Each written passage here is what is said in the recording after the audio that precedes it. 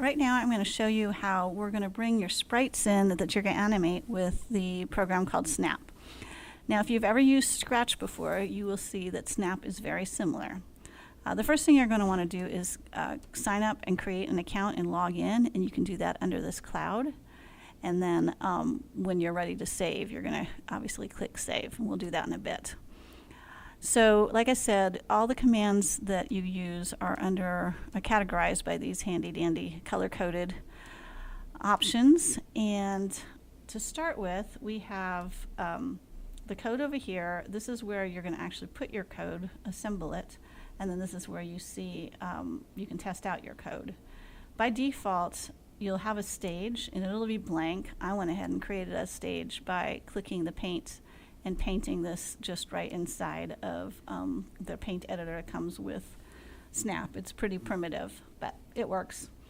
And then a sprite. And you'll see the sprite defaults to this arrow, which is called Turtle. And the reason it's called Turtle is this, like I said, this came from Scratch, which came from Logo, and in Logo, sprites were called turtles, and so it sort of inherited that. You can see I've already put some of my costumes in, but I need to add a few more. The easiest way to do this, actually there's two ways. One way, you could come up here and import them one by one. That takes a long time on my machine some reason, so I'm not going to do it, but that's how I brought these in. I brought them one by one. The other way you can do it is by dragging and dropping. So I need these last 10 here, and I'm going to just drag them in and drop them. Now this you can do more at once, which is kind of nice. The problem is that it might not be in the order that you want it in, and so you'll have to reorder that. So yeah, I've got to, oops, get back down here. I think it still must be loading them in.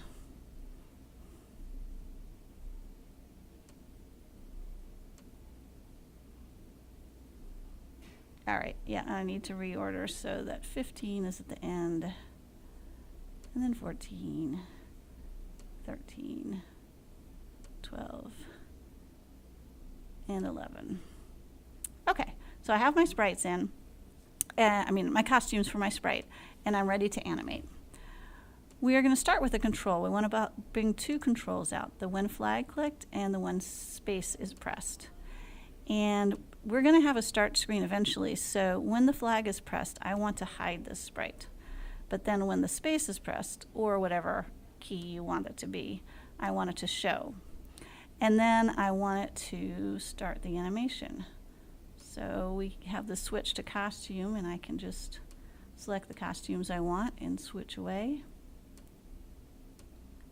And then we can test this out. So I'm going to click the flag, and that sprite should disappear. Yep, it's gone. And now I click space. Now that animation happened, but it's way too fast. So we need to slow it down. So we can bring a wait in here.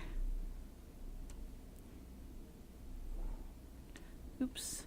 And when you get code where you don't want it, you just kind of have to switch it around like that. Okay, now if I hit space. All right, better. It's animating now, but that's too slow. So I'm going to speed it up by setting that to 0.2.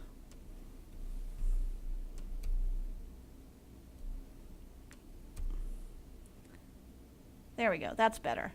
So now once I have some code I like, I can right click on it and duplicate, and then make the other changes I need.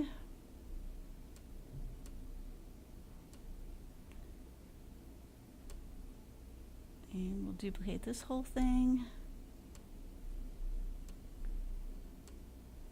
And you can see this could get a little tedious that you're having to make these changes all the time in the costumes. But it is pretty effective. There's my animation. So you would keep doing that. It's somewhere along the line you definitely want to be doing save. So you're going to click a little file and click save as. And then you want to make sure you're saving it in the cloud. That means it'll be available for others eventually to share. It doesn't start shared. So I'll just save that, and yes, I want to replace it.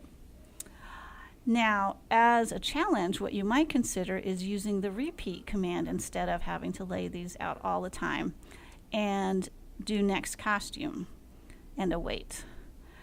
Just remember that every 6 frames you're going to need an explanation. So this should be perhaps 6. And then you'll also need to make sure that every time you start with the right costume. So if you'd like to challenge yourself and try doing the repeat instead of laying out the code this way, you may do that as well. All right, good luck.